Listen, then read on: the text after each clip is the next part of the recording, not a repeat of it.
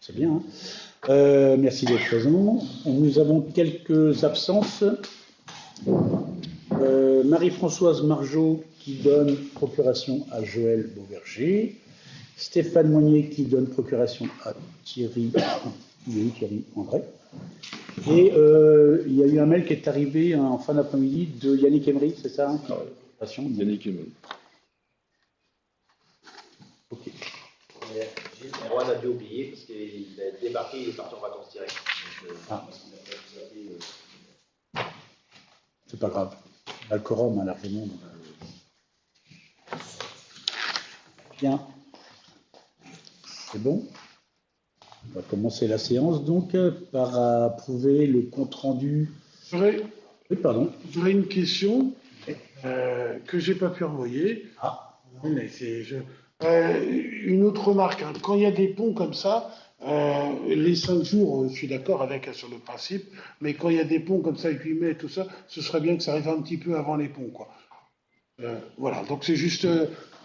C'est la question que tu aurais dû poser à la fin, que tu poses au début. Non, c'est pas celle-là. Il y en a d'autres. Sinon, j'aurais posé ma question. Non, c'était par rapport à Billefot. Oui. À l'aménagement de Billefot. On en parlera peut-être à la fin.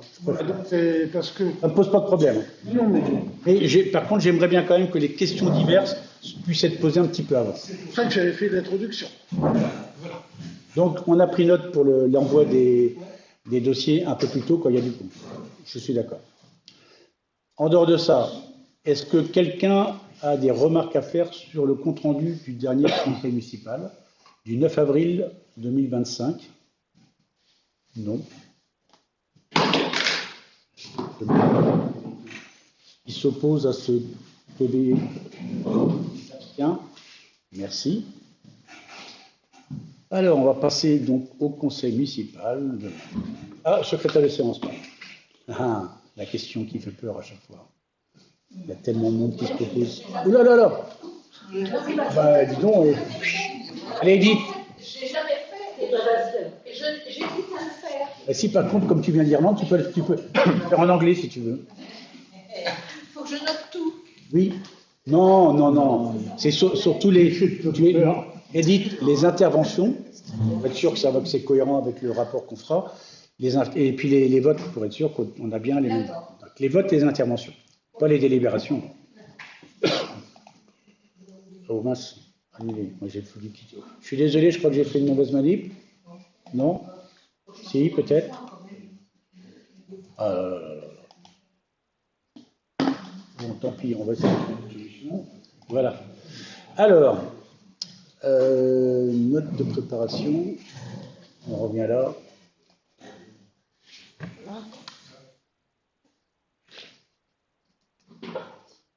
Alors,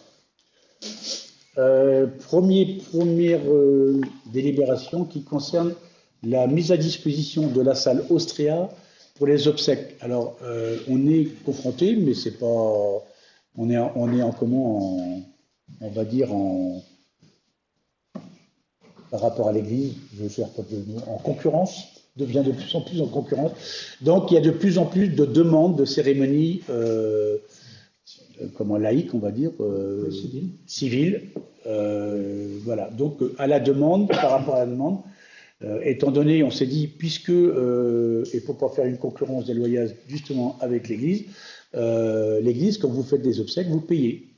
Donc, maintenant, on vous propose de faire payer donc la location de la salle pour des obsèques civiles.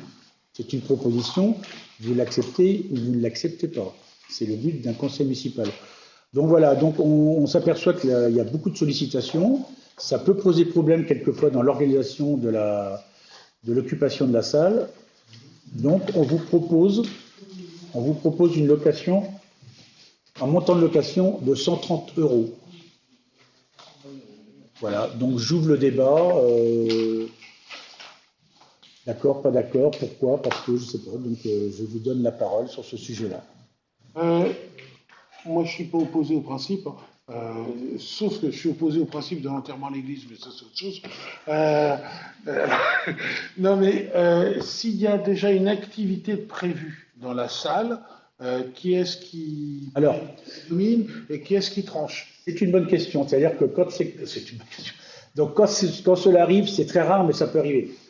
Dans ce cas-là, on demande à l'association ou au particulier, mais c'est plutôt une association qui a réservé la salle, si ça lui pose pas de problème, de décaler, de reporter son activité, etc. Mais si la salle, je ne peux pas imposer à une activité, surtout s'il y a eu des réservations, s'il y a un groupe qui est prévu, s'il y a une troupe de théâtre qui est prévue. Bon, généralement, les obsèques, c'est en journée, hein, c'est pas le soir. Mais généralement, quand c'est arrivé très rarement, on a demandé aux associations qui ont accepté de déplacer puisque c'est généralement dans la journée, c'est des répétitions, c'est des ateliers, des choses comme ça. Donc il n'y a pas de problème. Donc voilà. Oui. Moi, je suis contre. Je trouve que c'est. On n'est pas encore au vote, mais il faut que tu t'exprimes pourquoi tu es contre si tu veux. Non, mais si, c'est vrai, il faut mieux s'expliquer avant. Déjà, c'est assez cher les obsèques, alors rajouter encore 130 €, je suis pas pour. Bah, tu payes le curé, pareil. C'est 150 un curé. Le curé, c'est 150. Tu payes pas avec le curé. L'église, c'est 150. Non, mais voilà, Ouais. Hein? Et dans... Oui, voilà, je trouve que ça fait beaucoup, ça plus ça plus ça.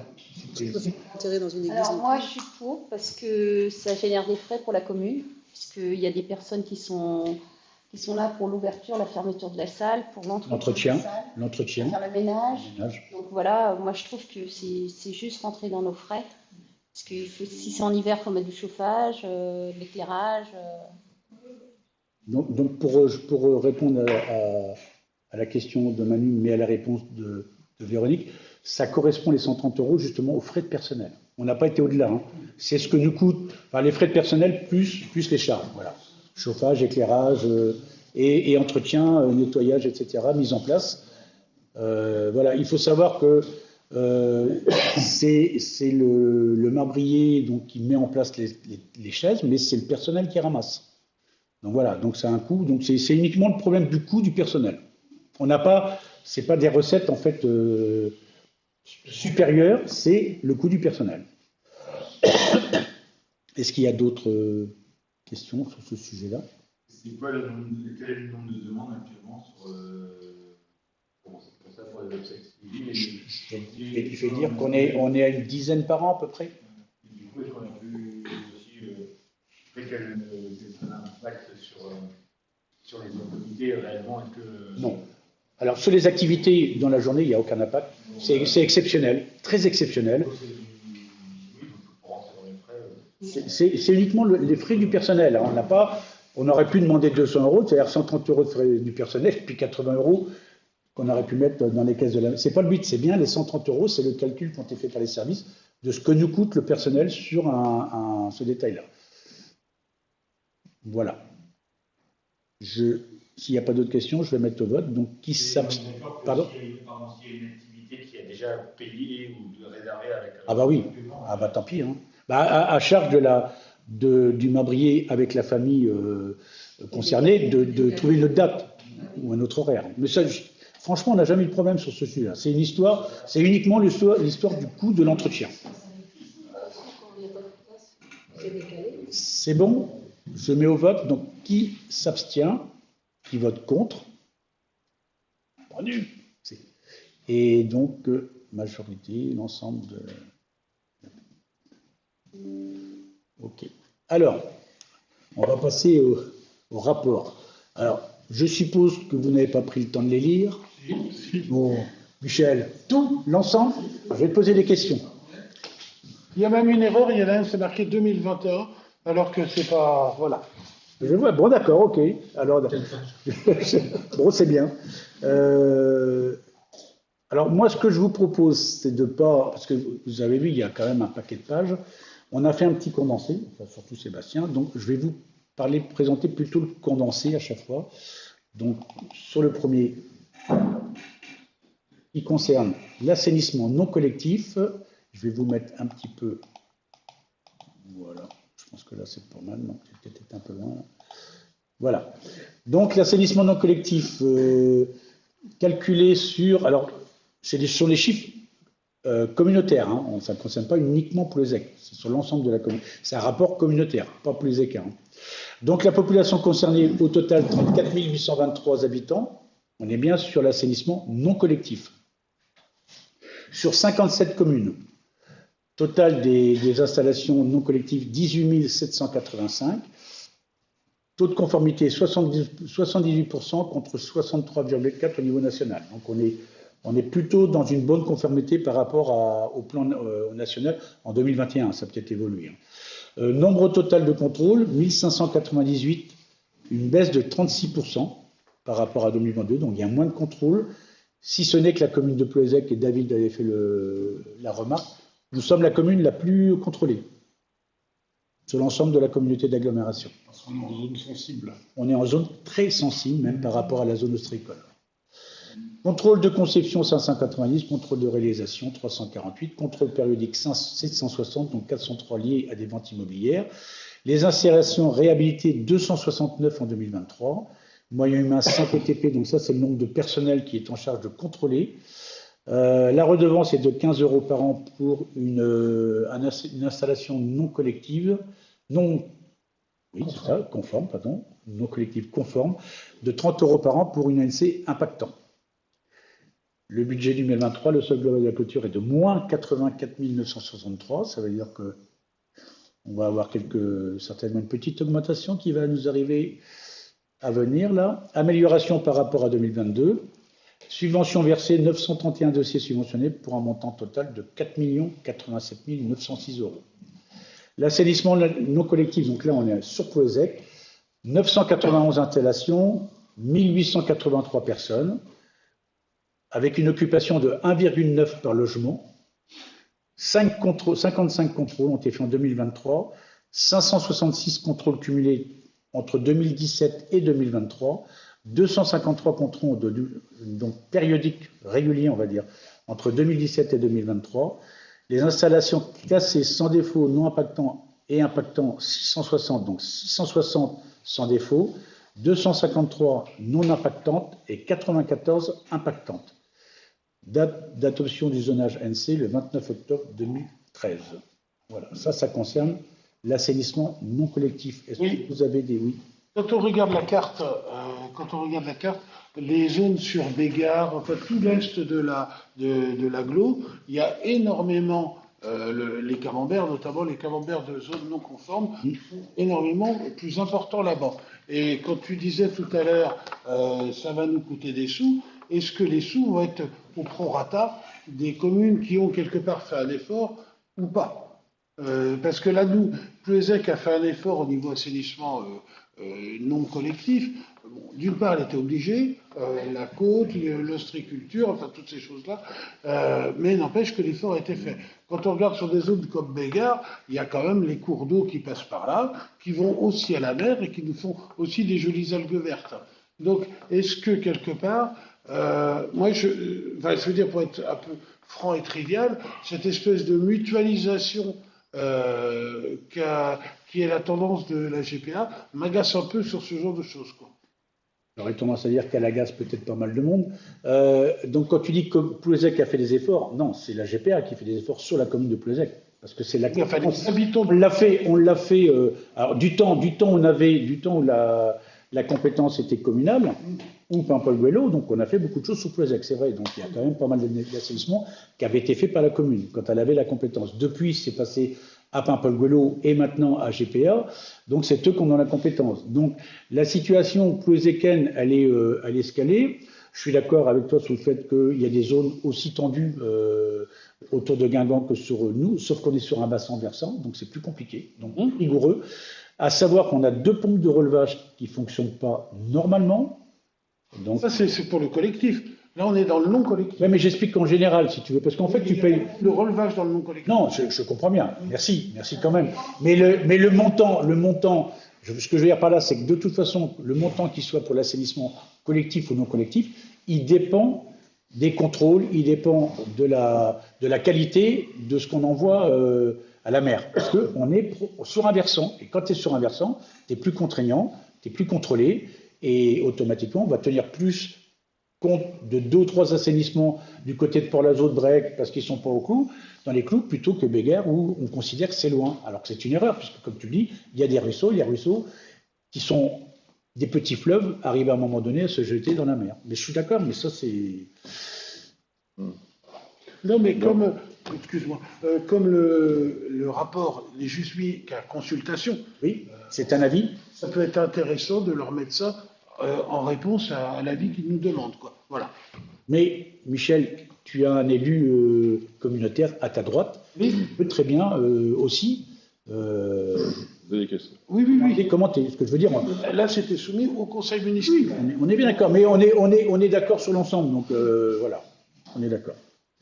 Moi, j'aurais quelque chose à dire, effectivement, quelques commentaires sur ce rapport qui émane de l'Aglo, qui est d'excellente facture, qui est très bien, mais qui amène petite interrogation, quelques commentaires, notamment sur au départ, je crois qu'il y a une petite erreur d'introduction, parce qu'il est précisé que le maire de chacune des communes devra présenter ce rapport annuel au conseil municipal, au plus tard dans les 12 mois qui suivent la fin de l'exercice, soit là, avant le 31 décembre 2021. Alors, quelle ne fut pas ma stupeur, on est en 2020. Je pense qu'il y a une erreur de frappe. Cela arrive. Par contre, c'est vrai que j'ai compris. Sur l'année 2023, alors il est noté dans ce rapport que 8 agents contrôleurs ont été comptabilisés successivement dans le service, représentant 3 équivalents temps plein, ce qui est relativement peu sur le nombre de communes à contrôler, sachant qu'effectivement sur Plouézec, 907 contrôles ont été effectués sur l'ensemble du parc, vous l'avez rappelé tout à l'heure, 560 installations avec absence de défaut, 253 nombre d'installations classées non conformes mais non impactantes, et enfin 94 nombre d'installations classées non conformes et impactantes. Alors pour ces installations, j'ai regardé un petit peu les subventions qui étaient possibles. Alors les travaux de réhabilitation des installations d'assainissement non collectif ouvraient droit à des subventions de l'agence de l'eau dans le cadre d'une opération groupée, avec une aide maximale de 2 550 € par installation à réhabiliter, mais uniquement sur les communes en zone de revitalisation rurale, c'est-à-dire en centre-Bretagne, pour l'Aglo. Par contre, il faut noter que l'agence de l'eau Loire-Bretagne accompagnait jusqu'en 2024 des opérations groupées, notamment dans les zones à usage sensible que sont la baignade, la production de coquillages et la pêche à pied au regard de la pollution bactériologique. Alors la question qui m'est venue tout de suite, c'est que y a-t-il un suivi au niveau communal pour ces 94 installations non conformes là, un suivi au niveau communal des installations non conformes, et aussi je dirais pas un service après-vente, mais un suivi des dossiers des particuliers, de l'expertise technique qui est réalisée par l'Aglo jusqu'à la mise en place de la nouvelle installation. Sachant que... Et enfin, est-ce que les habitants concernés étaient, pour l'année 2024 du moins, connaissaient le rôle qui était joué par l'agence de l'eau Loire à Bretagne concernant des possibilités de subvention. Alors, c'est ça le... répondre, donc c'est vrai que c'était avant 2024, donc c'est fini. C'est fini, oui, mais à cette époque-là. Et quant au contrôle, non, la commune n'a pas la main, c'est compétence GPA.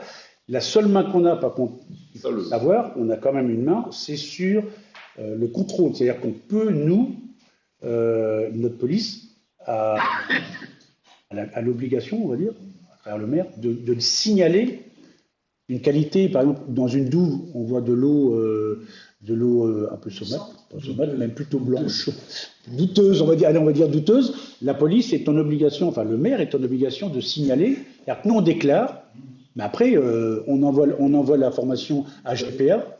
C'est salubrité, en fait, hein, mais après, c'est GPA qui intervient. Nous, on ne peut pas intervenir. Il y a un moment, quand l'intéressé fait son diagnostic, il fait intervenir un bureau d'études.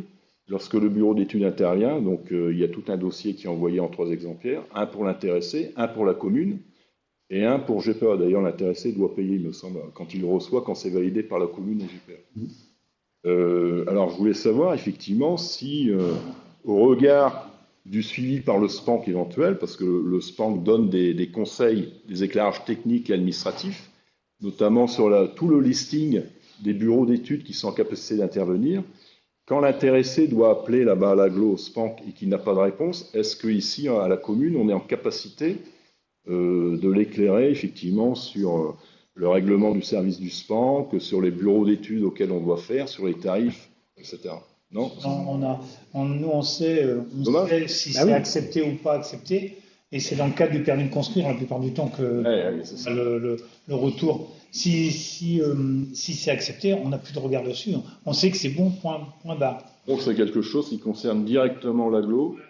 Et la commune, malheureusement, est boîte aux lettres, quoi. On sait si c'est bon ou pas bon, c'est tout. Quand l'agglo renvoie le dossier à l'intérieur. Ce sujet-là, totalement. On le sait quand un permis de construire est refusé. Et on n'est pas en capacité d'orienter, Non, parce que on peut pas trop les orienter, pour la bonne et simple raison que les études préalables, c'est des études techniques et qui ont suite à des prélèvements sur le terrain. Nous, on n'a pas cette compétence-là. Donc, c'est vraiment l'agglo qui décide suite aux études. Mais simplement, par exemple, les orienter leur donner la liste, par exemple, des bureaux d'études qui sont validés dans la charte. C'est pas le ministère. Non, mais la GPA le fait. Hein. La GPA le fait par rapport au secteur, elle donne des... Il y a une liste. Après, chacun... Sur le secteur du canton de Paimpol ou même de Plouazec, on connaît les entreprises qui sont capables de faire ces travaux-là. Que ce soit de l'assainissement non collectif, donc pas avec fosse septique, etc., mais aussi un branchement collectif. D'ailleurs, ce sont les mêmes entreprises généralement. D'autres questions? Donc, il n'y a pas de vote, hein, c'est pour vous prenez en compte, vous prenez note de ce sujet. Non, on peut faire voter quand même? Ah oui, je suis obligé de vous faire voter le fait que vous prenez acte. Autant pour moi. Vous n'avez pas d'avis à donner sur ça, mais vous pouvez me donner l'avis sur le fait que vous ayez pris acte. Donc, je suppose que personne n'ira contre le fait que vous ayez pris acte sur ce sujet-là.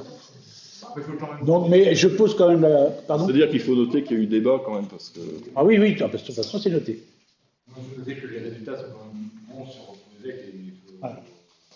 Oui, la qualité de l'eau... Et c'est important ce que tu dis, parce que comme on est une des communes les plus contrôlées, et en plus avec des résultats plutôt positifs, c'est quand même une bonne chose. Mais on verra tout à l'heure. C'est bon dans le non collectif. Dans le non collectif, c'est bon. Bien clair. Dans le collectif, c'est moins bien. C'est moins bien. Faut être mesuré. Oui, du coup, oui, parce que on a lié aussi à des investissements à faire qui ne sont pas dans le milieu, c'est chacun le fait, et du coup, il y a aussi un contrôle sur le type. On a des réseaux qui sont très longs pour peu de personnes desservies, donc ça a un coût exorbitant. Et plus le territoire ou la collectivité est rurale, plus le coût de l'eau est élevé. Plus les ex, c'est habitage, hein, il y a plein des maisons partout, c'est très étendu. Donc... Oui, du coup, voilà, on a une longueur de réseau qui est importante pour desservir peu de monde en proportion. Voilà, et du coup, avec des stations petites aussi, et du coup...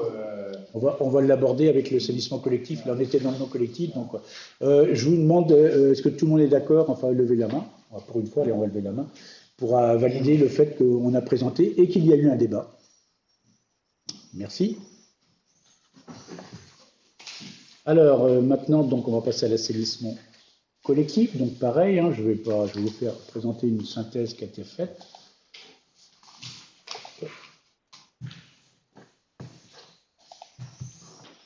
Voilà. Alors, mode de gestion, on est en régie. Alors, régie sur la partie administrative. Hein. Ça a changé. Avant, c'était la SOR qui avait la totalité des terrains et administratifs. Maintenant, donc, il y a une régie qui est gérée par la collectivité. Et par contre, sur la partie technique, on va y venir, je crois que c'est cité en dessous. On verra bien. Donc, il y a un responsable, qui est le président de la communauté de communes. Un prestataire qui est la communauté de communes. Donc là, on est bien sur la prestation de services en région. Données techniques, population des services, donc 5666 habitants. Vous voyez, il y a beaucoup moins quand même que le non collectif. Nombre d'abonnés, 2592. Longueur de réseau, 49,38 km. On est bien d'accord que c'est sur l'ensemble de la communauté d'agglomération. On n'est pas que sur Plouazec, parce que là, enfin, je ne me trompe pas, hein, c'est ça. Hein.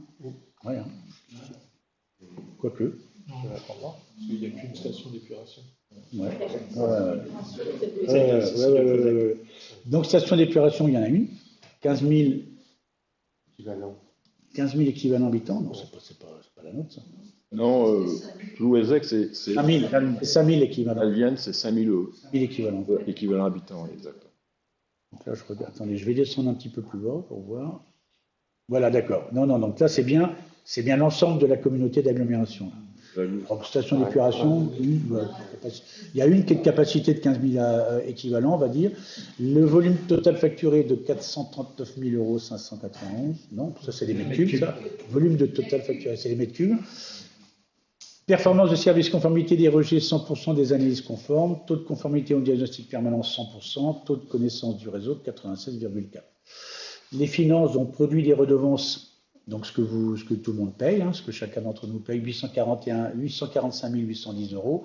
Montant des investissements, 31 122 €. Oui, c'est pas énorme. Résultat d'exploitation excédentaire, tiens donc. Et la dette, aucun emprunt à rembourser. On ne connaît pas le montant du résultat, par contre. On ne connaît pas le montant et ça n'empêchera pas de faire une augmentation. Voilà. Le prix de l'eau assainie, et donc la partie pour les gens qui sont au réseau collectif est de 1,92 € par mètre cube. On paye cher. On paye cher sur la collectivité. Il y a d'autres collectivités qui payent beaucoup moins cher. Même dans le sud. L'effet marquant en 2023, peu d'investissements majeurs. Gestion maîtrisée et conformité environnementale atteinte. Alors, concernant Plouézec.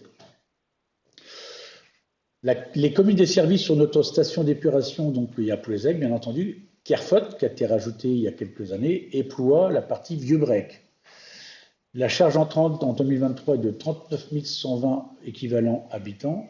Le volume traité est de 11 026 mètres cubes. Nombre de postes de relèvement, 17. C'est énorme, 17 postes de relèvement. Performance de traitement, 100% de conformité en autosurveillance réglementaire. La gestion des boues. Les boues produites en 2023, donc il y a 44,13 tonnes de matière sèche.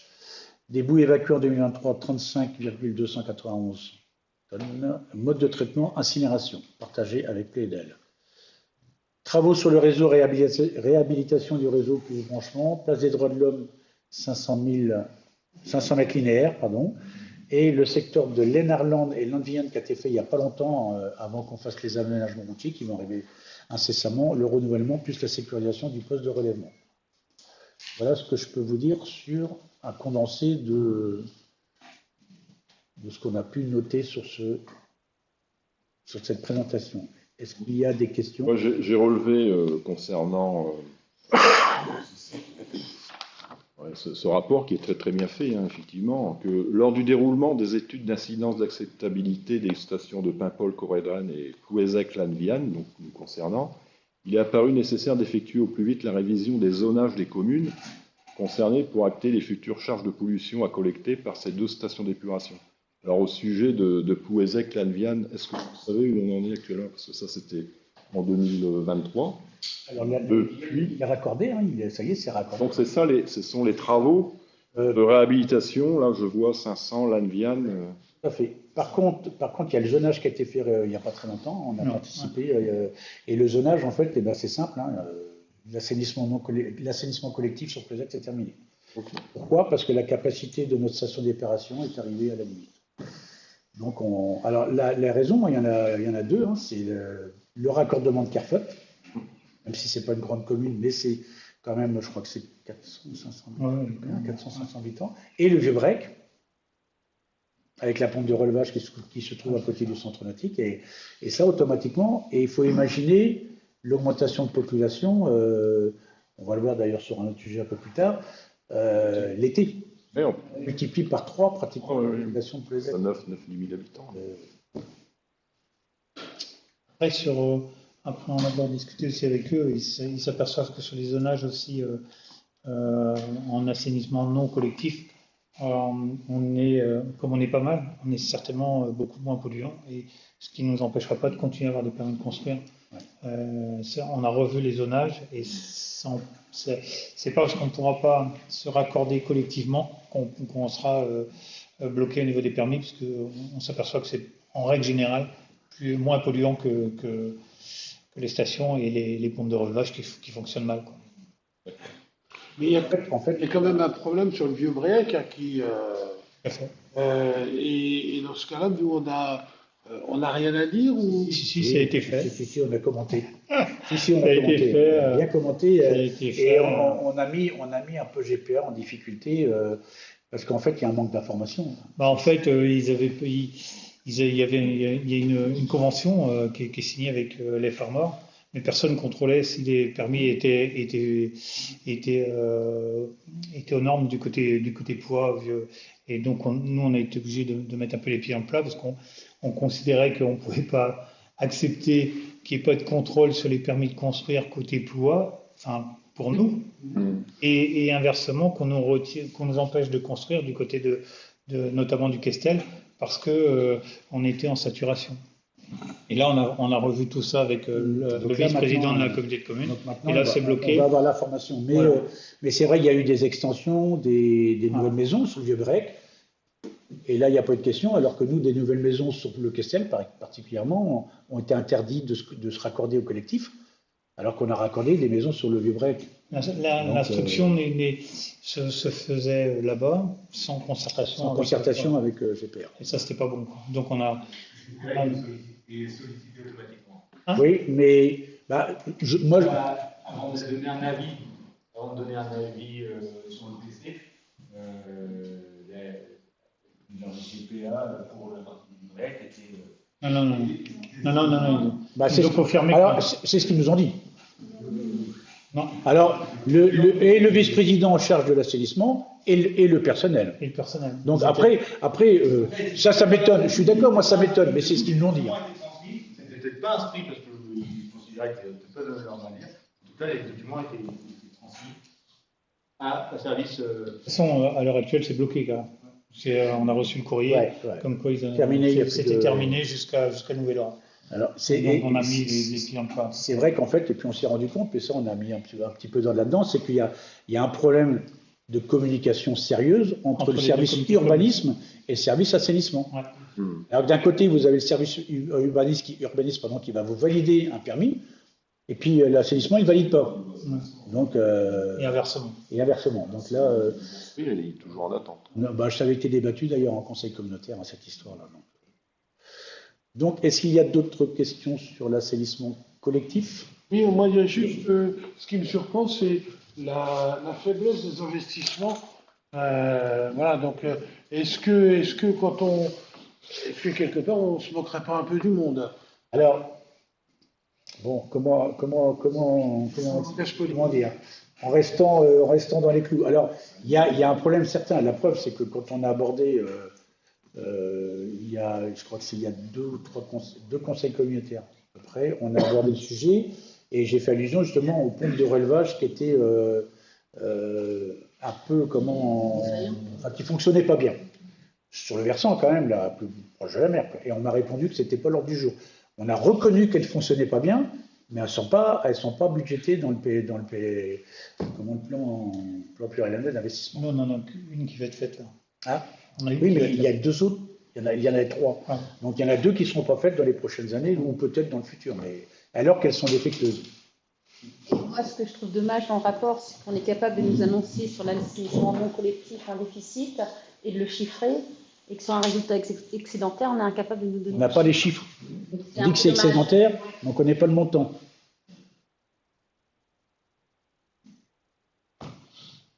Bon, écoutez, moi, je vous présente ce qu'on a. Non, mais je veux dire, où c'est un peu gênant pour la population, c'est qu'il y a quand même eu une inquiétude sur des algues présentes à Port-Lazo, puisque même dans le site de la mairie, ça a été dit que ce n'était pas dû à ça. Alors, si je peux faire allusion 2 petites secondes, oui. Je coupe là. Concernant Port-Lazo, donc moi le dimanche matin, j'ai passé ma journée là-bas avec les services. Donc on a fait venir les services de Saint-Brieuc Agglomération protester parce que l'inquiétude d'abord c'est savoir si c'était nocif.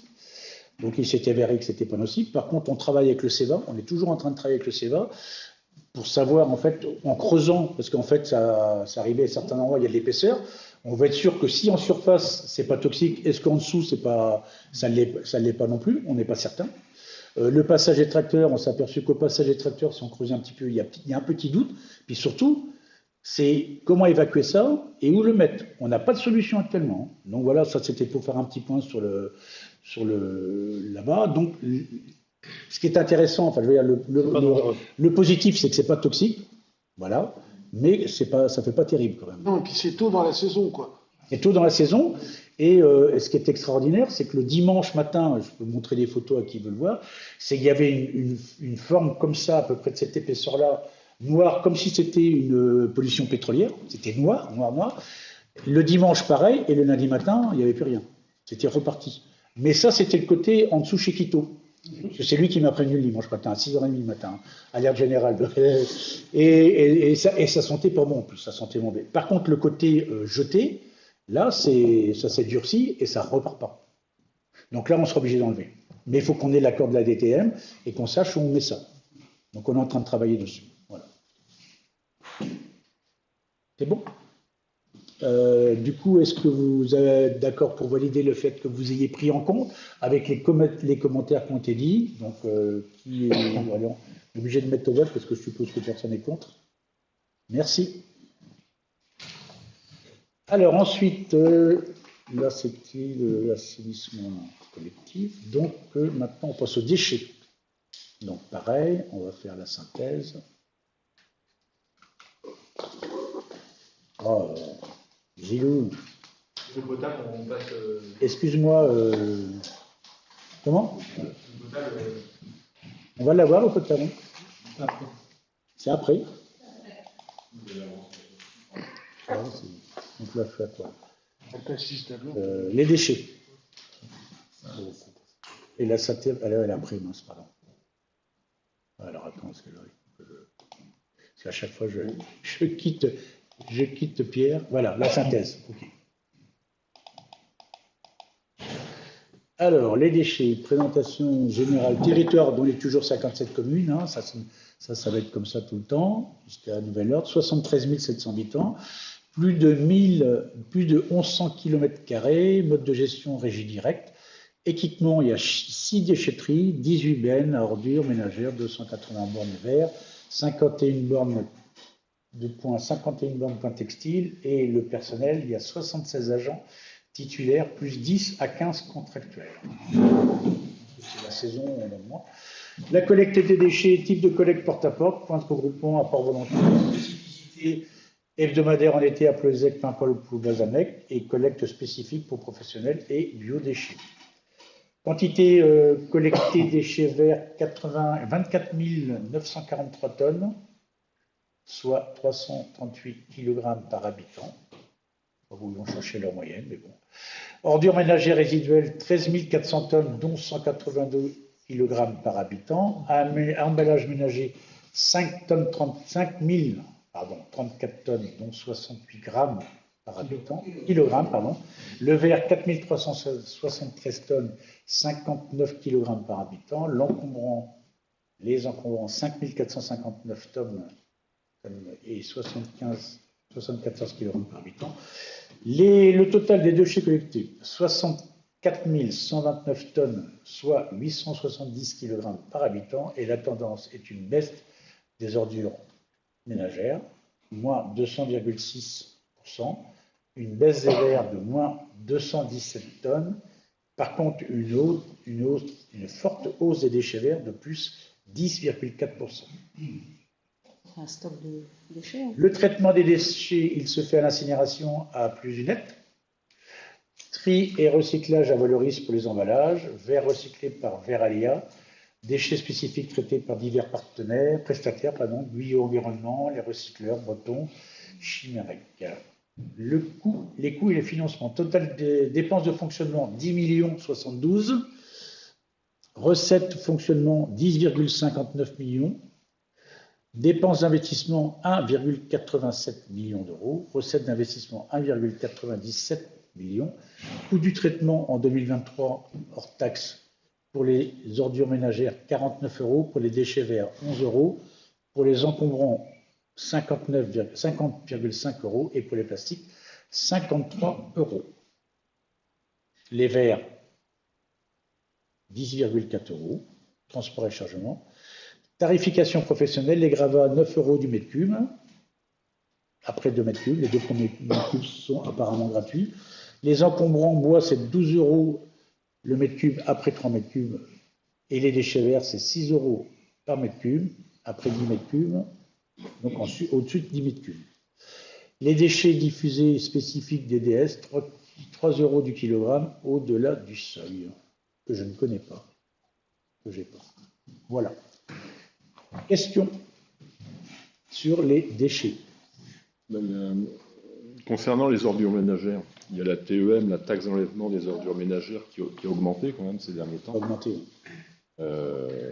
Et qui n'est pas liée à la quantité de déchets produits par le ménage ou le professionnel. J'ai vu ça. Ah ouais. Bien.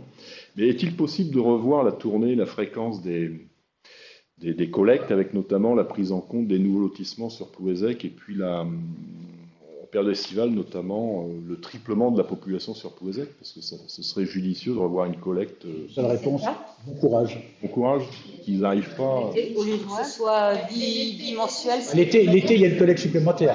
C'est-à-dire que les ordures ménagères sont prises toutes les semaines, l'été. Et sur un mois et demi, il n'y a pas tout à fait 2 mois, si j'ai bonne mémoire. Mais là, donc là, c'est collecté. Alors, un mercredi et un mardi, je crois. Oui, c'est resserré. Et par contre, le tri sélectif reste tous les 15 jours. Pas plus de collectes, mais elles sont plus resserrées. Après, c'est vrai qu'avec les lotissements, et Dieu merci, il y a des lotissements, ça construit sur Plouézec, mais il y a plus de monde. Donc, inévitablement... Ils tournent, ils font toute la tournée ensemble, hein, mais sur les jours qui sont de collecte. C'est judicieux de voir si... Et ça avait été un combat déjà d'avoir une collecte par semaine pour les ordures ménagères. Hein. Alors on avait triché un peu, on avait prétexté qu'on mangeait des crabes souvent et que ça fait au bout d'un moment ça sentait mauvais. Ce qui n'est pas tout à fait faux. Hein. Ce qui n'est pas tout à fait faux. Mais non, mais là, il n'augmentera pas, On a déjà de la chance, parce que ça a été un combat d'avoir la deuxième collecte hebdomadaire. Hein. Après, ce qui est dommage, c'est que la taxe d'enlèvement des ordures ménagères ne soit pas facturée ou tarifée de la même façon selon les communes où on vit.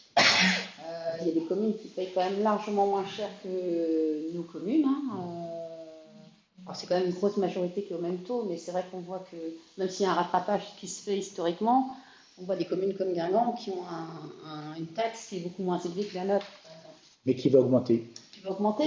Alors, il y a un rééquilibrage qui va être fait, ça a été présenté la dernière fois. Ça va mettre quand même quelques années. Hein.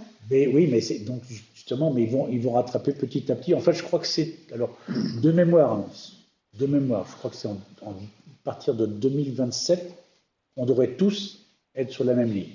Mais il y avait tellement de différences entre Guingamp et par exemple le côté de Paimpol à une époque que petit à petit, mais plutôt que de leur mettre tout d'un coup, ils augmentent chaque année. Oui, ils augmentent un peu plus vite que nous. C'est ça. Mais demeurant. Mais ça veut dire aussi, quelque part, on se demande, parce que quand je pense que vous bougez tous, vous visitez d'autres communes où il n'y a pas toujours du tri sélectif, d'ailleurs, tout va dans la même poubelle. Ce qui est un peu, moi, ce qui m'embête, c'est que souvent, plus on nous demande de traiter, presque plus, pas presque plus, parce que c'est pas français, donc plus on nous demande, plus on fait et plus on paye. Donc il y a une incohérence, mais...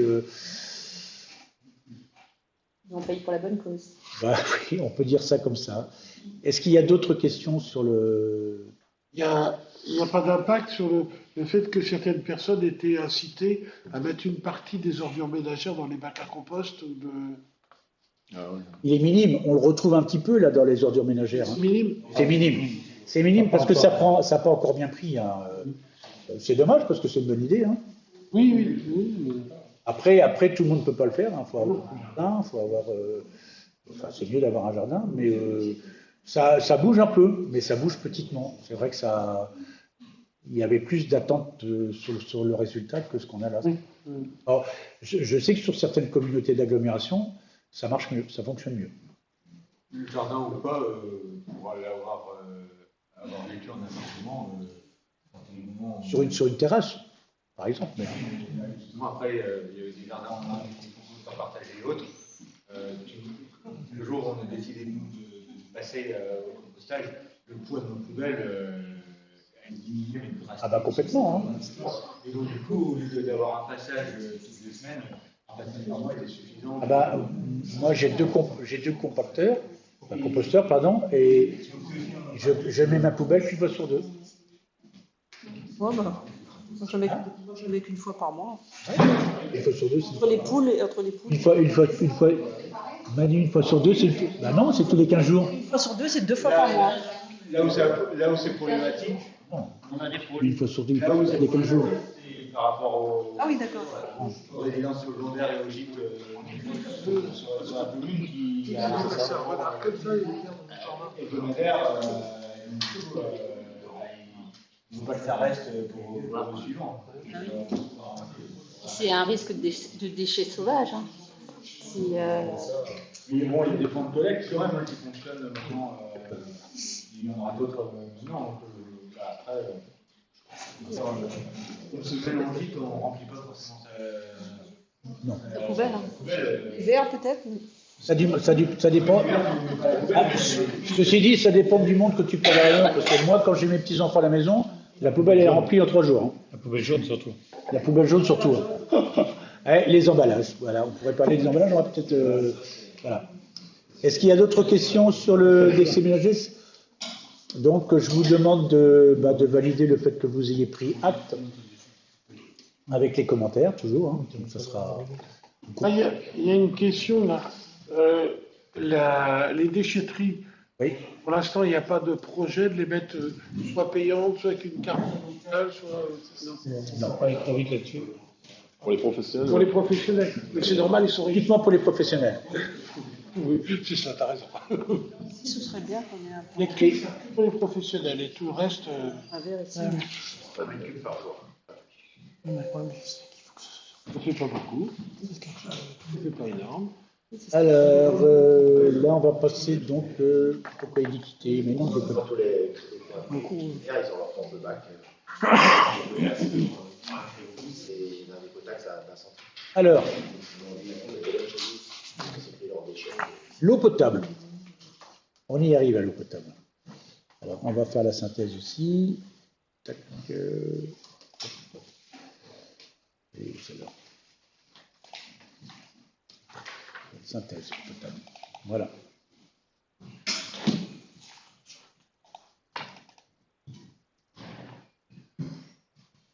Alors, population des services, 61 708 habitants. Total d'abonnements, 34 346, dont 34 321 domestiques.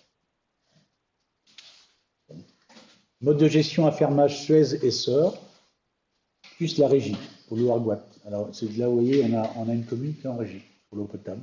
Bon. Changement prévu. Passage en régie avec prestation de services avec la Sœur à partir du 1er janvier 2024, donc c'est 2024, donc ça c'est fait. Pour plusieurs secteurs. On n'a pas lesquels. On n'est pas le secteur. Si, on doit l'avoir dans la. Peut-être qu'on n'a pas noté tout là. C'est un condensé, donc peut-être que je n'ai pas tout relevé. On n'a pas tout relevé.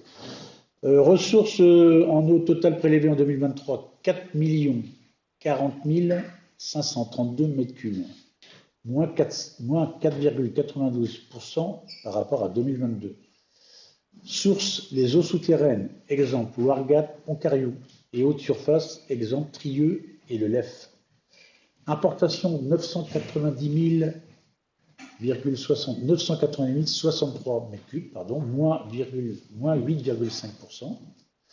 La production propre est de 3 807 727 mètres cubes, donc moins 1,72%.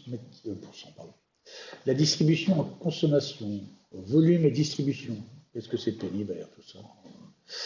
Donc volume mis en distribution 4 352 175 mètres cubes, moins 6,91%. Le volume vendu 3 522 254 mètres cubes, moins 8,57%. La moyenne domestique 72 mètres cubes par an. Et le réseau 1 567,6 km. Là par contre il y a. Qu'est-ce que j'ai dit? Non, 1000, oui, ça je viens de savoir. Non, avec 1567, c'est déjà pas mal. 0,6. Donc, il y a eu une petite augmentation donc, de 0,37% en 2022. Les tarifs, donc là, on y vient justement par rapport à ce que disait Véronique tout à l'heure. À Guingamp, c'est 2,61 € le TTC le mètre cube. Paimpol-Guélo, exemple les ZEC, on paye 3,15. Voilà. À Pontrieux, ils paient 3,2. À Belle-Île-en-Terre, 3,21. À Louargat, 3,23. À Tréglamus, 3,13. À Donveillac, 3,17. Donc une moyenne globale de 2,96. Donc vous avez constaté que Plouzec, on est au-dessus de la moyenne globale. Mais comme je l'ai dit tout à l'heure, donc logiquement, en 2027, on devrait tous payer le même prix au mètre cube. Mais qui sera aligné sur quoi là? Sur la moyenne globale? Sur le plus haut. Sur le plus haut. Sur le plus haut. Sur le plus haut. 3,15 pour c'est sur la moyenne de l'année, en comptant les 2 mois. C'est une moyenne. C'est la moyenne. Ça fait des sacrées différences quand même. Finances et recettes. Recettes collectivités plus exploitants en 2023. Belle-Île-en-Terre plus 6 à 16%. Louargat plus 9,5%. Guingamp plus 18 à 30%, Paimpol-Bello plus 4 à 16% et forte hausse des recettes collectivités prévues en 2024 suite au changement de mode de gestion. Vous voyez, vous avez une forte hausse des recettes, mais vous allez quand même avoir une augmentation de l'eau. Voilà. Mais le prix ne va pas baisser. Non, le prix ne baissera pas. Non, il va même légèrement augmenter. Et il y a des grosses pertes dans les tuyaux, là? Oui. Moi, j'ai... Oui, parce que page 37, là, on voit sur le volume mis en distribution 1 236 258 mètres cubes, il y a une perte de 307 064 mètres cubes. Alors, j'ai regardé sur d'autres secteurs qui étaient doubles, 700 000, voilà. Mais pour autant, il faut payer parce que c'est de l'eau qui est perdue. Alors, la question qu'on peut se poser, c'est à quel niveau de perte l'aglo va commencer les travaux? Quel niveau de perte alors moi, c'est pas la réponse, hein. Mais par contre, il faut que Plouzec, on avait beaucoup de fuites, justement énormément de fuites, donc on n'est pas si mal au niveau Plouzec. Oui, on est d'eau potable. Hein. Là, ils sont en train de faire Kervenec, là, donc en ce moment. Tout ça. Ils ont fait le Questel il y a 2 ans. Voilà. Donc, mais moi, j'ai assisté quand ils ont fait ça chez moi. Et tout pourri, quoi. Tout pourri. Il y avait des fuites au raccord. Donc je suppose qu'il y a plein d'endroits où c'est comme ça. Et petit à petit, il va falloir qu'ils refassent tous les secteurs d'eau pluviale, d'eau douce, d'eau potable. Et puis, et là, à ce moment-là, on n'aura plus les pertes qu'on a là. Mais c'est énorme. Hein. C'est vrai. Chez nous, quand ils ont ouvert là, à Kervenec, Carlou, là, donc il y avait des geysers qui. Voilà. Sauf qu'ils se sont arrêtés chez le Coquille et ils ne sont pas allés dans ma rue. Donc j'imagine l'état entre.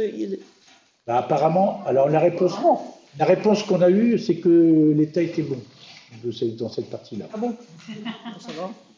Voilà. Moi, c'est pour. Non, mais comme tu as posé la question, j'ai posé la question, donc c'est la réponse que Ronan a eue. Parce qu'on a posé la question. Merci. Est-ce qu'il y a d'autres questions sur l'eau potable? Donc, je considère que vous avez pris acte. Il faut souligner la qualité de l'eau potable, quand même. Comment? Bonne qualité d'eau potable sur le secteur. On peut être de qualité par rapport au prix qu'on paye. Oui. C'est ça aussi. Hein. Alors peut-être qu'on paye pour avoir la qualité de l'eau, peut-être aussi. Mais on paye cher. Juste savoir, par exemple, Louargat, c'est eux qui gèrent, c'est la commune, la régie qui gère le prix de l'eau, si j'ai bien compris. Oui, la GPA. Et il y a un tarif différencié selon où tu habites. C'est pas nous, hein. Non, mais quand on voit Louargat, c'est une régie. Oui, il n'y a que Louargat. Mais historiquement, c'était la commune. On aurait intérêt à le faire. Non, mais ça, c'est pas comme ça. La commune de Louargat était en régie. Ouais. Et après, ça a été repris en régie par GPA. Ouais. C'est GPA là. Ah, d'accord. Si on avait été en régie, peut-être que si on avait été en régie avant de passer par GPA, on serait peut-être toujours en régie. Louargat, comme on l'était pas. Ils ont des sources. Oui. En souterrain, Louargat, tout ça. Ça doit être pour ça qu'historiquement, ils sont en régie pour. Ceci dit, ils payent aussi cher. Oui, ils payent. Pas très. De toute façon, ça ne change rien, régie. C'était un truc qui était à la mode pour dire qu'on ne voulait pas passer par ça. Mais je dirais même que souvent, il y a double administratif. Mais bon. Quand il y a de la flotte en régie, sur Rennes, ça a été une horreur aussi, pareil. Non, mais quand vous êtes en délégation, vous avez aussi une administration, vous pouvez aller vérifier que ton délégataire ne fasse pas n'importe quoi, il n'investit pas comme il faut, et donc ça te demande plus de temps pour trouver ton délégataire. C'est plus une posture à mes yeux, mais bon. Ok. Ça a été pendant longtemps un combat politique. Pour moi, oui, ben, je connais pas mal. Hein. Mais bon. Vous avez pris acte avec les commentaires, toujours pareil. Ouais, c'est bon. Je pense que de toute façon. Ok. Alors. Et toc. On va venir ici. Donc on va passer maintenant à la délibération suivante. Alors, vous n'êtes pas sans savoir, je pense que les journaux en ont parlé, il y a eu des commentaires qui ont été faits sur les réseaux, etc., même sur les réseaux, c'est incroyable. Concernant le SDIS, donc c'est les pompiers, ils sont en énorme difficulté, et particulièrement les véhicules. Donc je suis bien passé pour le savoir, faisant partie du SDIS, pas en tant que pompier, mais dans le conseil d'administration. Et il faut voir l'état des ambulances, les trains de pneus, etc. C'est catastrophique. Donc, alors, il y a certainement eu un laisser-aller pendant. On s'aperçoit que souvent, quand tout va bien, tout va bien, on avance. Puis à un moment donné, on s'aperçoit que les véhicules ne sont plus en état. Donc, je peux citer un exemple qu'il y a eu il y a 2 mois, peut-être que Edith est au courant, il y a eu une intervention qui a dû être faite par une ambulance qui devait partir je crois, de Calac, qui n'est pas partie, elle est tombée en panne, elle a été remplacée par une qui aurait dû partir de Saint-Brieuc, qui était en panne aussi, et on s'est retrouvé avec une ambulance que j'y arrivais je ne sais pas où, et le malade s'est retrouvé à Brest. Donc, il y a un problème, il y a un grand problème. Alors, jusqu'à maintenant, c'était le département, enfin c'est toujours le département qui a une grande partie à sa charge, donc financière. Les collectivités, à travers les communautés d'agglomération, prenaient en charge. Maintenant, ce que demandent les collectivités d'agglomération, c'est que ce soit les communes qui payent leur part. Chaque commune doit payer. Donc, il est demandé à chaque commune de prendre en compte. Donc, je pense que vous avez pris connaissance. Il y a 170 poids lourds, 339 véhicules légers. On parle des Côtes d'Armor, bien sûr.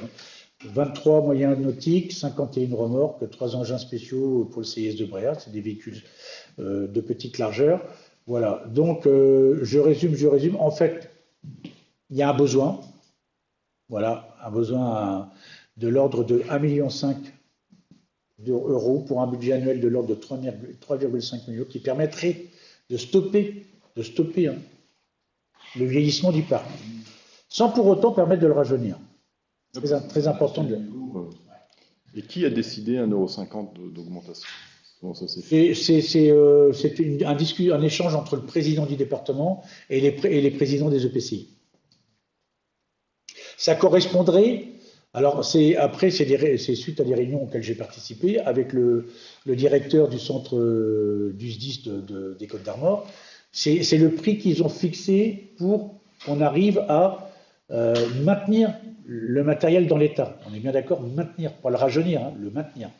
On aurait pu demander 3 €.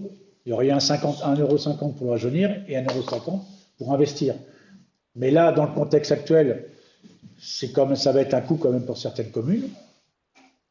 La demande du directeur du SDIS, c'est au moins de faire en sorte que le matériel reste compétitif, en fait. On parlait d'une convention là-dessus avec le maire. Est-ce qu'il est possible qu'à partir du moment où la commune verse, c'est 1,50 € par habitant, ça fait un peu plus de 6 000 €, c'est d'avoir la possibilité d'avoir des actions de prévention, de sensibilisation de la part du centre de Paimpol sur une demi-journée pour la population, que ce soit pour l'incendie ou sécurité routière? On note, on peut poser la question. Si ça peut être, ça peut servir des actions de sensibilisation, prévention. Dans la mesure où on verse 1,50 €, on redonne on leur demande petite contrepartie, quoi. Je poserai la question. Michel? Ouais, moi, ça me choque un peu parce que je dis que ce département, ce département fait encore une nouvelle fois la preuve de son incapacité à gérer son budget, quoi. Il y a déjà 60 personnes qui risquent d'être mises sur le plancher. Il y a, je ne sais pas.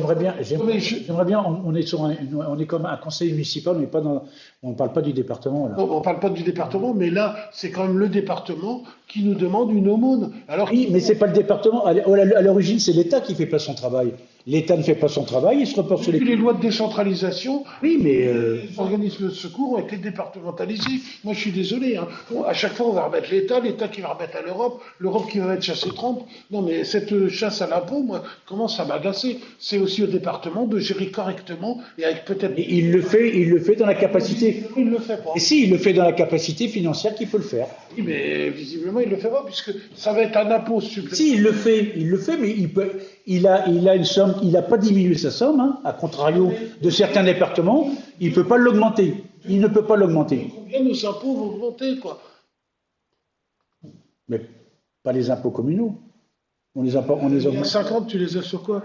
On n'a pas augmenté les impôts cette année. Non, mais ils vont être pris sur autre chose, sur des investissements, sur du fonctionnement. Voilà, donc je veux dire, c'est des vases communs. Oui.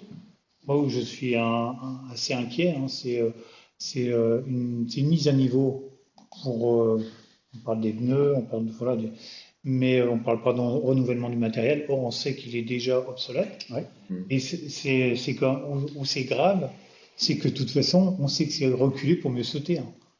Dans 2 ans, dans 3 ans, c'est tout le parc qui sera changé. Tout ça parce que le travail n'a pas été fait en amont. Pour moi, il y a une mauvaise gestion par auto. Ouais. C'est pour ça que ça passe, parce que là, c'est 1,50 € et bientôt, quand on voit l'état des... Il n'y a qu'à se balader auprès des casernes, voir l'état de certains camions, ça va être 5 ou 6 €. C'est un petit peu logique quand on a un renouvellement de matériel à 15 ans ou à 20 ans. On aura la même chose dans la gendarmerie, dans la police, etc. Et ça, on n'y coupera pas. Ça reviendra sur les communes systématiquement. Oui, parce qu'on n'a pas fait son boulot. Juste une précision, tu parlais des départements, et je suis tout à fait d'accord, c'est lui qui est en charge la principale, mais les collectivités aussi, les EPCI, c'est ce que nous demande de payer là, c'est ce que payait l'EPCI avant. Hein. C'est pas le département, ça, ce que tu demandes de payer. C'est ce que GPA ne veut plus payer. C'est pas la même chose. Hein. À chaque fois, on balance ailleurs. Ah oui, mais là, le département, il maintient la somme. La GPA, elle, demande à ce que ce soit les communes qui payent maintenant, et pas GPA. Mais ça ne règle pas le problème. Mais ça ne règle pas le problème.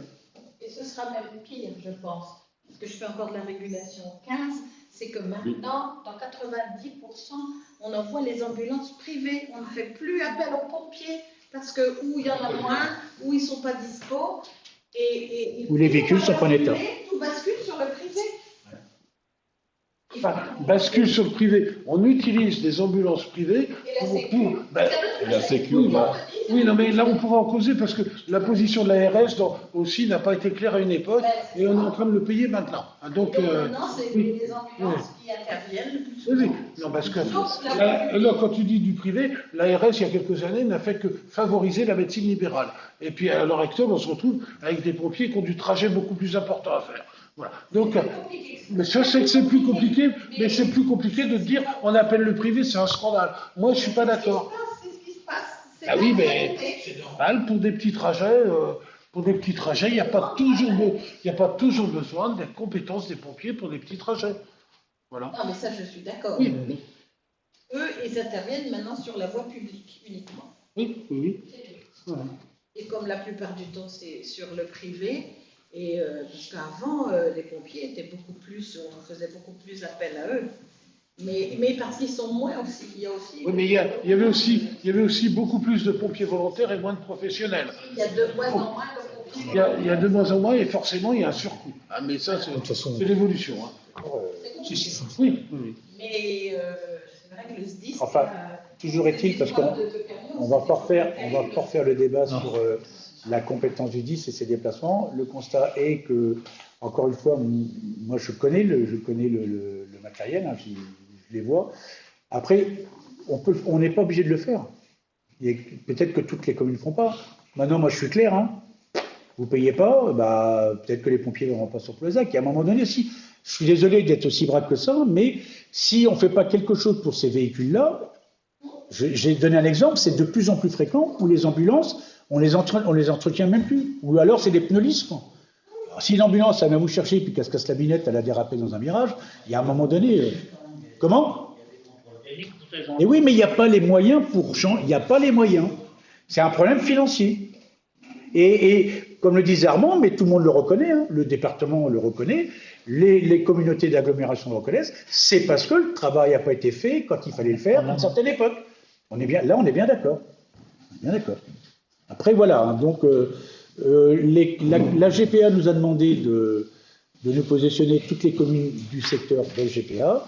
Alors, les 6 000 euros, là, qui sont là, forcément, ça correspond à la population, donc,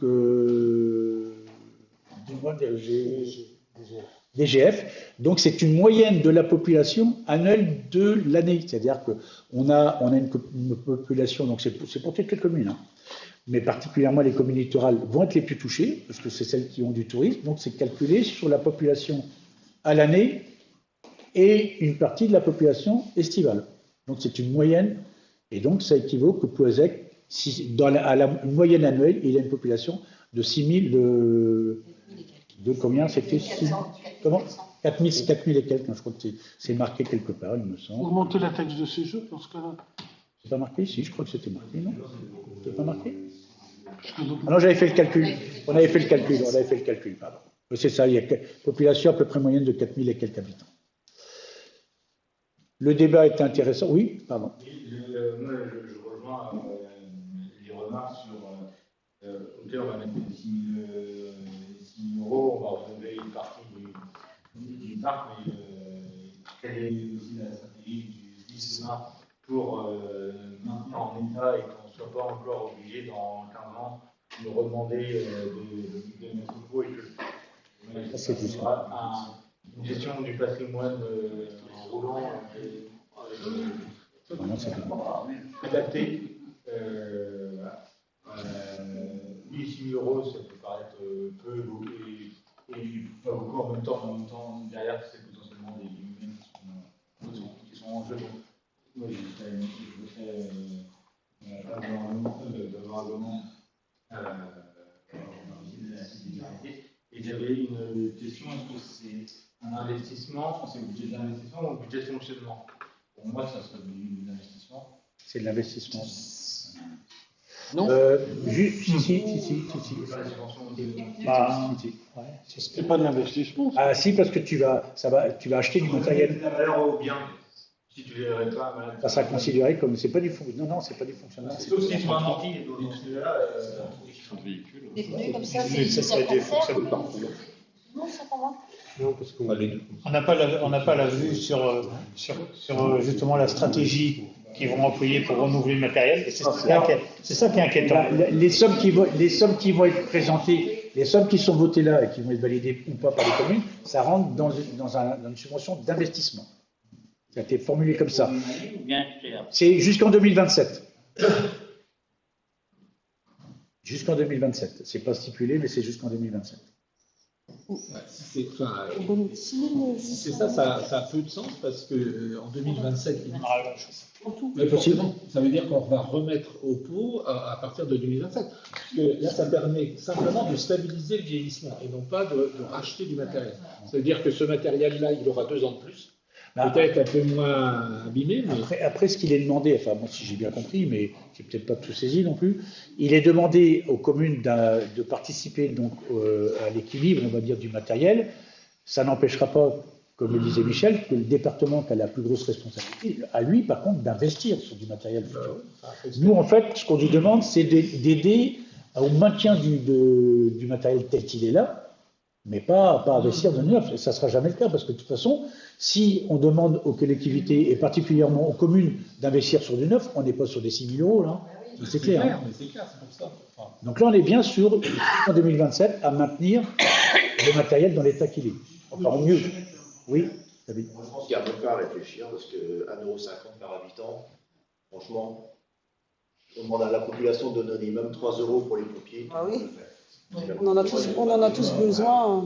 On a un problème, on est C'est pas ça le sujet. Oui, parce que je veux dire, le sujet, c'est. D'accord, c'est pareil, 6 000 balles, c'est pas grand-chose. Mais après, pourquoi on ne ferait pas ça aussi pour l'hôpital? Ben oui. Pas bien. Pour les écoles, c'est une nouvelle fois, c'est pas pour voter plus loin, mais c'est à chaque fois, c'est la démission, c'est ça. On rejette, alors je suis d'accord avec Michel, ça redescend de l'État, ça redescend de la région, le département, le PCI, la commune. La commune, le pimpin de basse, il paye, quoi. Et moi, c'est sur c'est le principe. Je suis d'accord qu'il faut aider le SDIS, bref, et un certain nombre de services publics qui sont en grande difficulté, mais s'ils sont en difficulté, c'est parce qu'il y a une défaillance de l'État et un défaussement de l'État depuis maintenant des années sur les communes. Et les communes, comme elles sont sympas, elles essaient de pallier, mais je suis d'accord qu'on n'arrivera pas à pallier ad vitam aeternam à des situations de dégradation telles qu'on les constate aujourd'hui. On est d'accord. Moi, c'est pour ça qu'à titre personnel, je vais m'abstenir sur ce vote-là. Je n'ai pas envie de voter contre parce que je viens les pompiers, mais je n'ai pas envie de voter pour. Enfin, voilà. Bref, je préfère m'abstenir sur le principe même du défaussement du dégagement des responsabilités de l'État sur les collectivités. En fait, ce qui aurait été judicieux, c'est de connaître la stratégie du directeur du SDIS sur l'emploi de ces véhicules et ce qu'il entrevoit à échéance de 2-3 ans, quoi. Pour voir un petit peu où on va, effectivement. Parce que là, on maintient le parc à niveau. Le parc à niveau, on va lui mettre des pneus neufs. Bon, mais potentiellement, kilométrage, ils vont prendre du kilomètre. Donc, ils vont vieillir. Donc, inévitablement, dans 2 ans, il faudra changer des véhicules et racheter du véhicule neuf. L'intérêt, c'est qu'ils aient une stratégie de renouvellement c'est ça l'idée. À court terme et sur du matériel qui est efficace, quoi. Après, quitte à diminuer le parc, après, je pense que vous avez du mal à saisir quand même l'origine. C'est la GPA qui la surpasse. Oui, non, mais. Non, je tiens quand même à dire. On parle de l'État et c'est vrai, mais à l'origine, c'est GPA qui demande aux communes de payer ce qu'elles payaient avant. Hein. Oui, c'est ça, quand même. Les deux intercommunalités payaient aussi au titre de la solidarité pour les communes. Pour les communes, oui, mais c'est vrai. On renvoie à la compétence. Oui, mais voilà, mais il faut bien l'expliquer quand même que c'est ça. Oui, mais du coup, comme les intercom aussi ont pris des compétences complémentaires, des dépenses aussi, en fait, tout le monde est contraint dans ses budgets. L'État a demandé à toutes les collectivités de faire des efforts, aux plus grosses en particulier, donc le département, les métropoles, l'agglomération. Du coup, forcément, à un moment donné, ça a un impact. Sachant que globalement, ce sont les communes aussi aujourd'hui, en moyenne, alors c'est une commune ou une autre, c'est variable, mais ce sont les communes qui ont les capacités financières aujourd'hui. Par rapport aux autres intercommunalités, ce sont le département ou les intercommunalités. Les départements ont la politique sociale à gérer avec peu de moyens au regard de ce qu'on leur demande de faire. Les EPCI ont tous les services, que ce soit l'eau, le ménage et autres. Et ils ont un petit peu de ressources pour le faire direct. Les ressources, elles sont dans les communes aujourd'hui, de manière générale. C'est pour ça que GPA nous demande à nous de participer. Bon, écoutez, je pense que de toute façon, ça, je le savais. Hein. Déjà, le sujet est intéressant. Il y a le montant de la somme et puis l'avenir. La question pourra se poser pour les collèges, qui dépendent du département. Oui. Puis, effectivement, les hôpitaux, voilà, donc on risque d'être mis à contribution. Pour l'instant, j'aurais tendance à dire, je parle au niveau du département, qu'à part le SDIS qui ne concerne pas que le département, les collèges c'est que le département, pour l'instant, il n'y a pas de... Bah si, il y a quand même tout ce qui est ASE, c'est fragile en ce moment. Tout ce qui est social à l'enfance. Ça, par contre, non, mais on parlait des collèges, là. Oui, mais ça, c'est... Justement, alors si le département peut-être se défausse un peu au niveau du SDIS, on est le seul département en France à maintenir tout le social. Hein. On a gardé les 300 emplois associatifs, sinon c'était 300 chômeurs de plus. Donc moi je veux bien recevoir des leçons, mais le département de Côte-d'Armor est un modèle par rapport au social, par rapport à d'autres départements. Et ça c'est important, donc je voulais le dire. On maintient quand même nos... Et pourtant, je peux vous dire que c'est dur, c'est pas facile. Allez, donc on est là, on est pour la commune et on n'est pas pour le département, même si tu as raison Michel, il y a des compétences qui sont ce qu'elles sont. Je mets au vote, donc, qui s'abstient. 2 abstentions. Qui vote contre? Un vote contre. Donc, le reste. Vous avez noté, Gréchier? Non. Ah oui, tout le reste, il faut que tu calcules le nombre qu'il y avait de personnes. Bon. Ouais, il faut pas. Oui, à tous les points.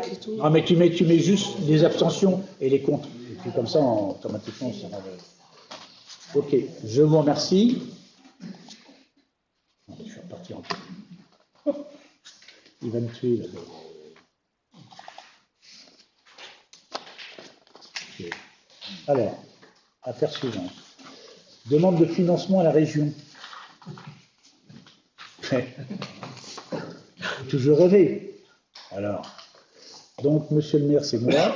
Rappel au conseil municipal que par la délibération en date du 12 novembre 2024, le conseil municipal a approuvé l'opération de réhabilitation de l'ancienne poste en bibliothèque et en logement saisonnier et autorisé le lancement du marché de maîtrise d'œuvre.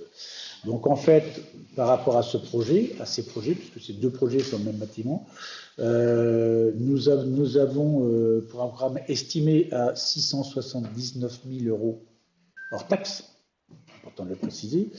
La commune a demandé à l'État pour 2025 un financement, dotation de soutien à l'investissement public local, la DSIL, de 34 702 euros, un financement de dotation d'équipement des territoires ruraux de la DETR pour un montant de 125 910 euros.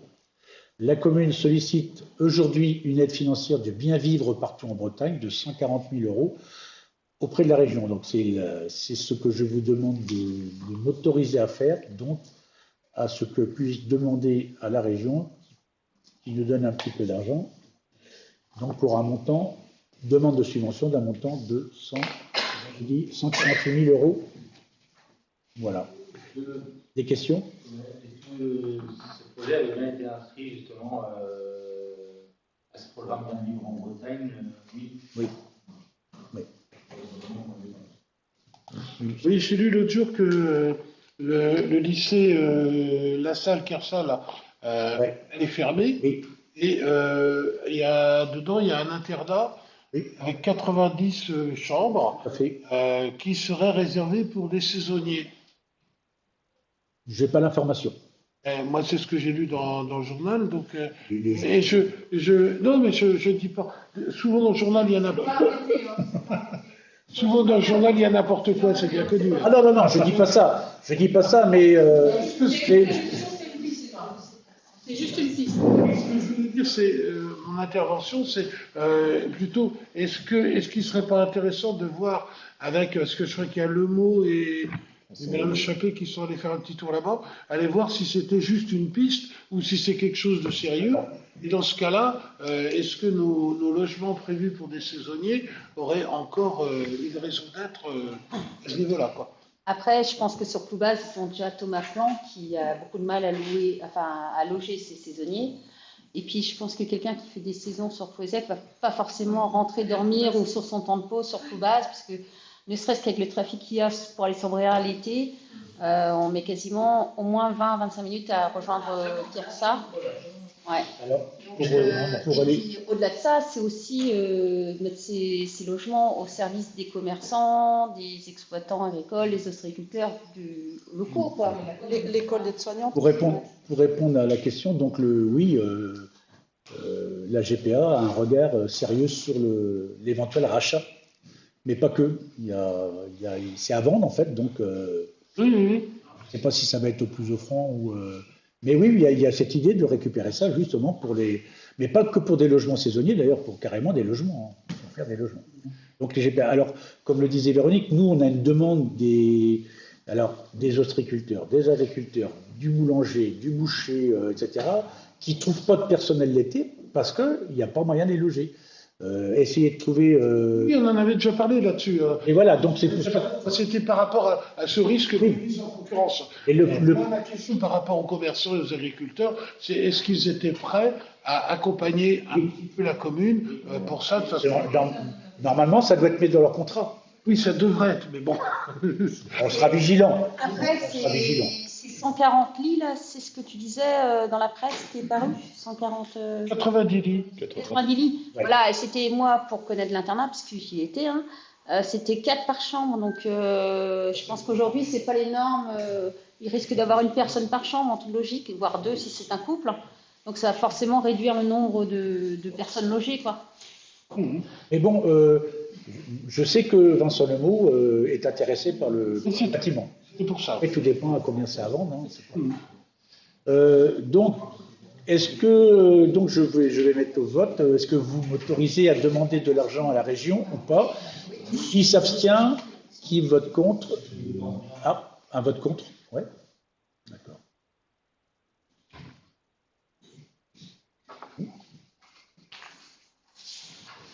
Alors, modification des effectifs.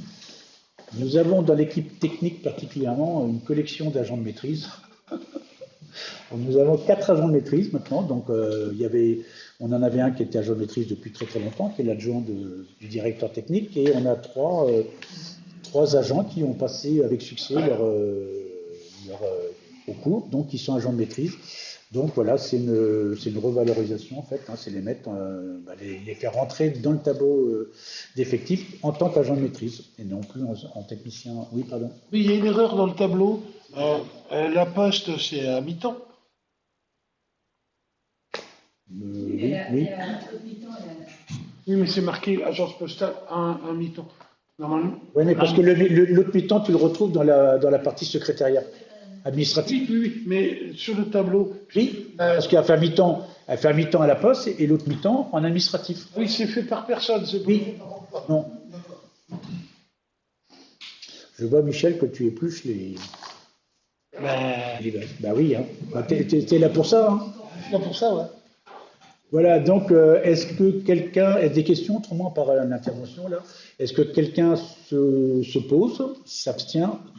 Merci. Le poste d'Alain, il est bloqué jusqu'à avril-mai 2026. Encore un an, on va dire.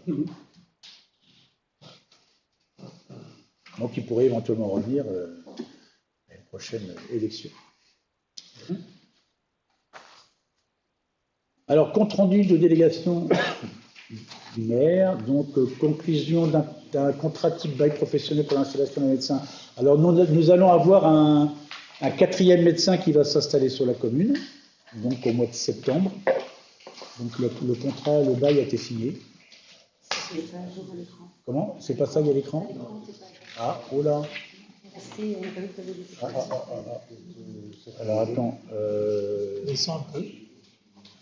Descends un peu, c'est en dessous. Non, mais il descend plus. Là. Ah. Alors, attendez, je vais quitter ça. Explorateur Windows.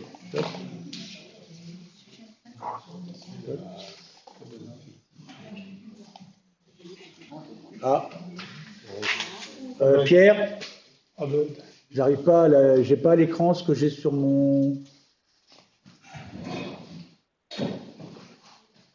Ah, partage, attends, arrêtez le partage. Mais non, pourtant, faut pas le faire. Non, t'es branché, donc c'est plutôt un bug entre toi. Il y a un bug. Moi, j'ai ça.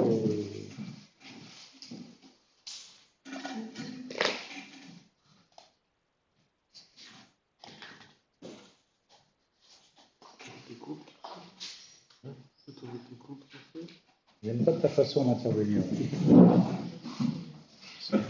C'est vrai qu'il est tellement bon. Regarde comment il est fier. Hein. Alors, je reviens à la délégation. Mais incroyable. C'est bien. Il est tellement bon qu'il nous fait passer pour des incapables. Donc, je reviens. Donc là, alors, je vais agrandir un petit peu. Non de-delà. Donc, nous avons un 4e médecin, je disais, qui va arriver au mois de septembre. Marché de suppression, c'est comme il y a de l'éclairage public qui a été enlevé, donc on a moins de consommation électrique et il y a des compteurs qu'il va falloir enlever puisqu'il n'y a rien au bout.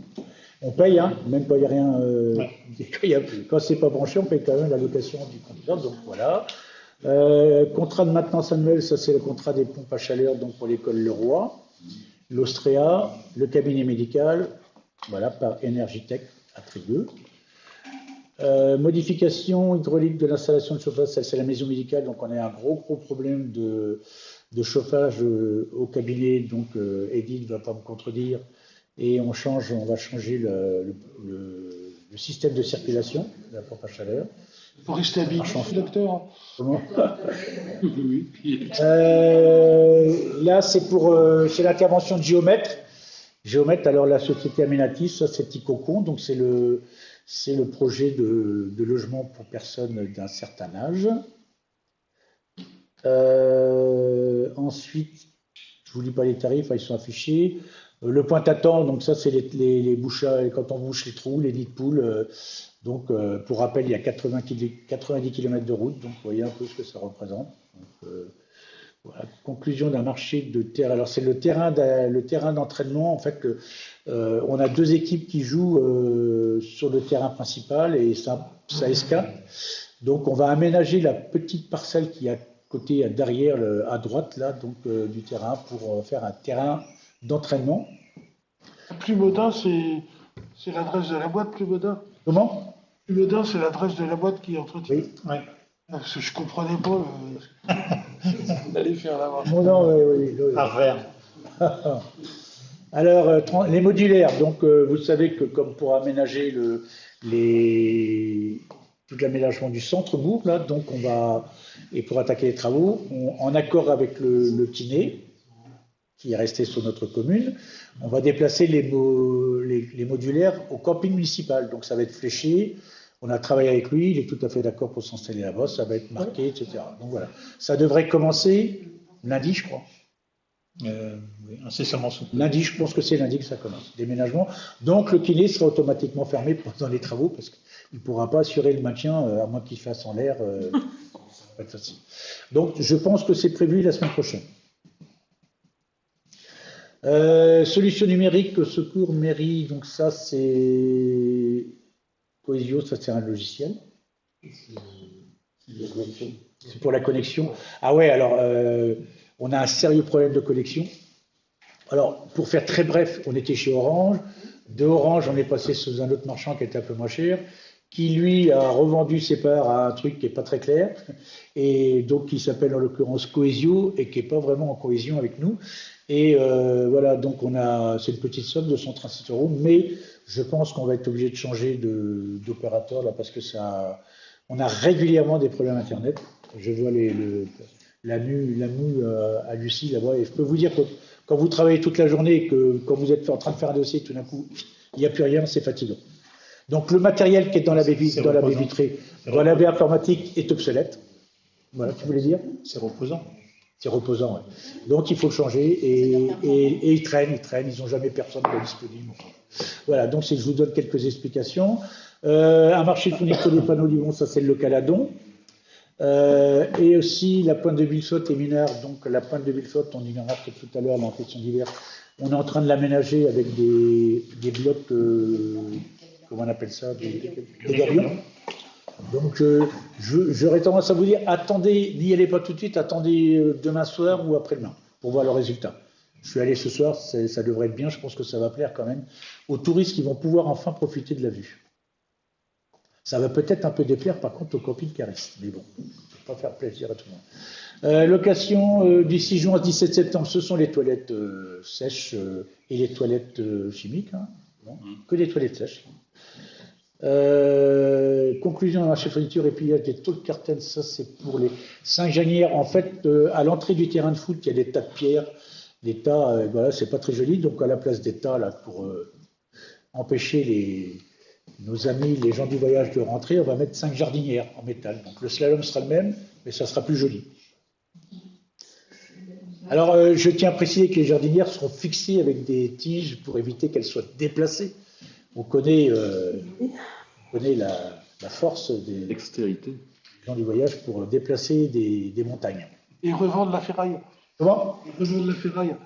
Par exemple. Et ça, le spectacle pyrotechnique, donc c'est le feu d'artifice qui aura lieu le 20 juillet, comme d'habitude, après la foire à la ferraille et au jambon. Donc ça, je vous demande de prendre acte puisque c'est des décisions. Alors, je crois qu'on arrive pratiquement à la fin.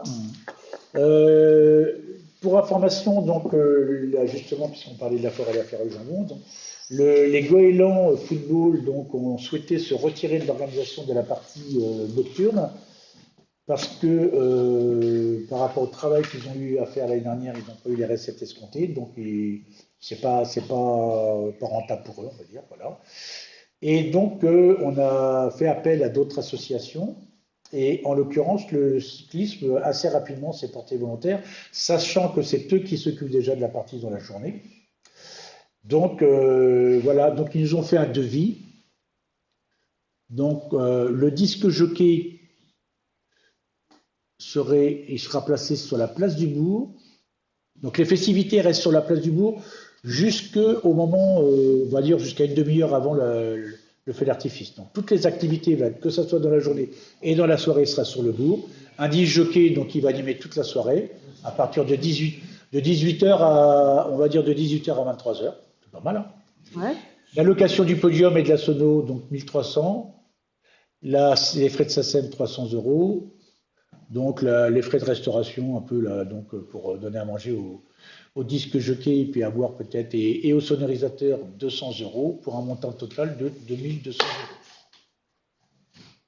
Alors, ça a été vu en commission animation et en commission finance. Et la commission finance propose pas 2200 €, mais quand même 2000 €. Donc, voilà. Donc, il y a déjà des sous dans la journée, c'est un peu cher. Hein. Bah, ils ont une subvention pour l'activité de la journée. Mais c'est parce que ça, c'est pour le soir. C'est beaucoup quand même, 2000 € du temps des commerçants, on n'avait pas tant que ça. Hein. Enfin, tu vas me dire, ça fait 15 ans, mais. Oui, là, ils ont un animateur, ils ont. Bah, le montant est là. Hein. Il n'y a pas. C'est justifié par ce qu'il y a là. Après, si c'est notre association qui s'occupe de l'animation, ça sera le même montant. On n'a pas de groupe gratuit, ça n'existe plus, ça, les groupes gratuits. Hein. La sono, c'est pas gratuit non plus. Donc, ils ont une participation pour la journée, parce qu'ils ont une animation dans la journée, donc je ne sais plus de quel montant elle est, Sophie. Tu te rappelles dans la journée 1003 dans la journée et 2200 € le soir, parce que c'est plus coûteux. Maintenant, il est possible qu'on refuse et puis il n'y a rien le soir. Maintenant, faire un feu d'artifice, les gens ils restent. Non mais. Ça fait 3000. Et le foot avait eu un montant pour l'animation du soir aussi. Hein. Et les commerçants, ils font quoi là? Comment? Commerçants. Le jackpot là. Ah bah oui, mais les commerçants, alors, puisqu'on parle des commerçants, ils ont recréé une association des commerçants. C'est pas encore paru, vous n'avez pas eu l'information dans les journaux aussi? Donc, je crois de mémoire, donc, on a été obligé de faire la réunion ici parce que c'était plein. Je crois qu'ils sont 25 dans le conseil d'administration. Commerçants et artisans. Bah, David, tu étais là, toi? Tu n'étais pas là? Qui est-ce qui était là? Ah non, c'était comment Je sais pas. Jean-Marie, peut-être? Il y avait. Jean-Marie Briand? Non, il y avait comment il s'appelle, l'artisan qui habite là dans la rue Cyril Le Barbu, là, à côté de l'Intermarché. Boujard. Il y avait Boujard et l'épouse de. Comment? Non, il y avait l'épouse de David Toilard qui était là, mais elle en tant que commerçant aussi. Et à Le Houguillard, voilà, Le Houguillard. Donc c'est bien 25, donc ils ont recréé un bureau. Et voilà, donc ils vont petit à petit s'investir dans les différentes animations. Donc il y a celle-ci qui pourrait s'investir, mais il y a aussi, il va y avoir des animations musicales que la mairie va organiser. Donc ils sont prêts aussi à rentrer dedans. Donc voilà. Moi, sur le principe, les frais de restauration animateur, technicien, artiste. Comment? Les frais de restauration animateur. 200 €. Moi, j'enlève ça. Quoi, sur c'est peut-être ce qu'on a enlevé. C'est ce qu'on a enlevé en fait. Parce que sur le principe, c'est oui. C'est pour ça qu'ils ont 200 €, on propose 200 € de moins. Voilà. Il n'y a plus d'autres questions, donc je mets au vote qui s'abstient. Une abstention, 2 abstentions, 3 abstentions. Qui vote contre? Merci. Eh bien, écoutez, je crois qu'on a fait le tour. On a fait le tour. Alors, même si ça n'a pas été fait dans les délais, Michel, par rapport à Bill Fott, et notamment par rapport au tollé qu'avaient suscité les petits oiseaux sur les falaises. À la biotope, tu dis l'arrêté biotope. L'arrêté biotope, avec Natura 2000 qui est en dessous, avec toutes ces choses-là. Enfin, on est dans une zone hyper protégée, avec aussi des remarques très agressives de la... comment ça s'appelle, bio, je ne sais plus quoi, là, bon, bref. Est-ce que tout a été fait de façon à ce que... En total stand-by. En toute honnêteté, c'est en stand-by total. On doit travailler avec les DTM. On n'a pas de nouvelles. On s'était concerté pour travailler avec eux. Donc, Ploua, d'un côté, est beaucoup plus impacté d'ailleurs que Plouazec, oui, en zone. Non, mais je parle sur Billefot. Alors, Billefot n'est pas concerné par l'arrêté de biotope. Ah, et puis, j'étais à une réunion cette semaine, et c'est vrai qu'il n'était pas. J'étais. Je sais pas où tu étais. Mais j'étais avec France, et le schéma de mise en valeur de la mer risque de devenir obsolète. Donc, ça va impacter le SCOT à l'avenir. C'est-à-dire que ça va être le SCOT qui va reprendre une partie Donc, c'est vrai que tout ça, c'est aller faire quelque chose maintenant alors qu'il va falloir revoir le SCOT. C'est pour ça que qui touche à plusieurs communautés de communes, puisqu'on est à cheval sur 3. Je pense que tout ça, ça va rester c'est le cas de le dire, en rade jusqu'aux élections de 2027. Voilà. C'est aussi bien.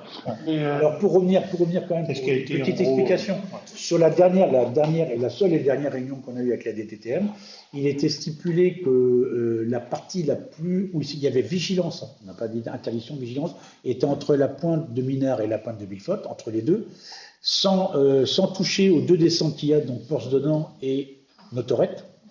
Voilà, donc Ploua est beaucoup plus impacté pour l'accès à la plage, pour la pêche côtière et pour la pêche au lancer, etc. Donc, mais pour l'instant, c'est stand-by, comme vient de le dire Armand, parce que et on peut comprendre parce que c'est pas simple. Même la DTTM n'était pas très à l'aise sur le sujet. Après, je pense qu'à un moment donné, il va falloir quand même prendre en compte qu'il y a un problème de naissance, enfin je ne trouve pas le mot. De reproduction. De reproduction des oiseaux, alors de certains oiseaux. Oui, mais à certaines périodes, quoi. Et à certaines périodes. Le truc était condamnable. Il faut faire attention. Dans toutes ces choses-là, c'est le consensus, quoi. C'est que tout le monde y trouve son truc. Et là, tel que c'était parti, c'était mal barré. Donc, sur Billefot, il n'y a pas eu de souci avec Natura 2000, DTTM avec... Non. Pour l'instant, pour l'instant, il n'y a pas de contrainte particulière. Non, et puis c'est ce qui nous et je pense qu'il n'y aura sûrement rien de fait avant 2026-2027. Okay, bon, il y aura des zones quand même de vigilance à venir. Il faudra s'attendre à des zones de vigilance, mais plutôt. Alors d'abord, c'est à 50 mètres du point bas de la falaise, donc 50 mètres, c'était à marée haute comme un barré basse. Oui, mais à un moment, c'était 300 mètres. Oui, mais non. Alors ça, c'est passé. La DTM a validé à 50 mètres. 50 mètres. C'est plus logique. Mais par contre, bon voilà, après il y aura des petites contraintes, mais franchement, ça. On va plus mettre les casiers, tout ça. Comment? On va plus mettre de filet ni de casier à moins de 5. Ça n'a rien à voir. Toi non, tu n'auras plus le droit. Ton nom a été cité.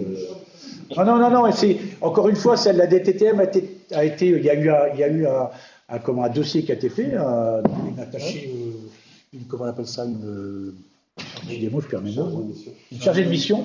Et voilà, elle a fait le rapport qu'on lui a demandé. Voilà, donc il est ce qu'il est, il est un peu excessif d'après la DTTM. Il faut savoir que la DTTM est plutôt assez restrictive, oui. Contraignante. Donc ils ont jugé que c'était un petit peu fort, mais il faudra quand même prendre des mesures, ça c'est clair.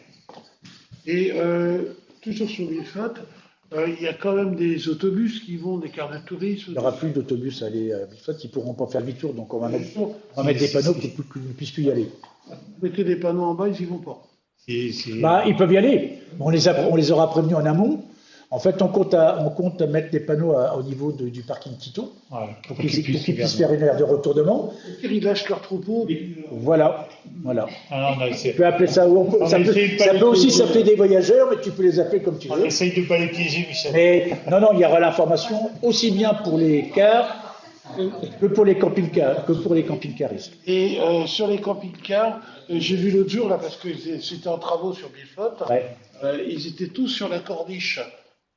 Ouais. Ça va être toléré plus ou moins un petit peu, pas du tout. On va dire qu'il va y avoir une tolérance. Oui. Non, moi ça me choque pas. On préfère les voir là. On préfère les voir là avec une certaine, on va dire, légèreté, d'autorité, plutôt que de bloquer la pointe de Billefot en éventail. Voilà. D'ailleurs, on a eu un retour de camping-caristes qui nous ont félicité sur l'aire de camping-car qui a été faite à rue de la Gare et sur les aménagements qu'il y a sur la commune. Alors, comme quoi, il y en a qui râlent, mais il y en a qui sont contents. Non, c'est bien. Ce qui manque, c'est est-ce qu'il y a un point pour les eaux noires et les eaux grises des camping-cars? C'est ça qui manque sur la commune. Pas à Bilfot. Non, mais pas à Bilfot, non. Bon, Ah bah les campings, hein. Oui, c'est ça, c'est les... On n'a pas vocation à aller faire concurrencer les deux campings qui sont équipés pour accueillir les eaux usées des camping-cars. Hein. Bah, on va pas au camping. Hein. Non, mais il va pas au camping, mais tu vas à Port-Lazo, tu vas au camping Cabréa ou au Launay, la station, elle est juste avant, hein, tu rentres pas dans le camping, elle est à l'extérieur, enfin elle est à l'entrée. Pas les eaux noires. Non, mais le reste, les eaux de vaisselle, mais c'était... le souci, c'était sur le caca-pipi, c'est ça qui pollue plus, quoi. Ouais. Mais bon. Oui, après, c'est les campings, oui, voilà. Et ça, c'est le respect des gens. Est-ce qu'il y a d'autres... Non, c'est bon? Ouais, parfait. Bon, écoutez, je vous remercie, je vous souhaite une bonne soirée. Bonne soirée. Et je vous donne rendez-vous le 2 juillet. Je savais qu'il y aurait une question, donc je suis...